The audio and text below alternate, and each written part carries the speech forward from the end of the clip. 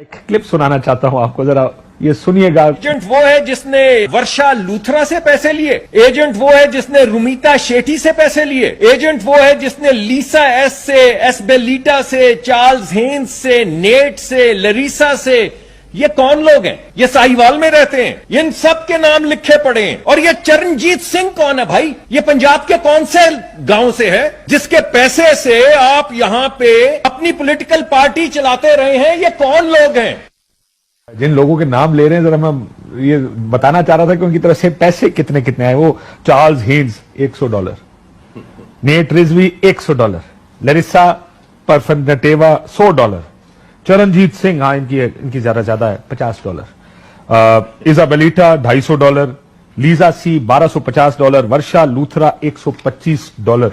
शेट्टी, सुमिता शेट्टी का कहा गया, उनके खावंद भी सानी है। इनकी जानिब से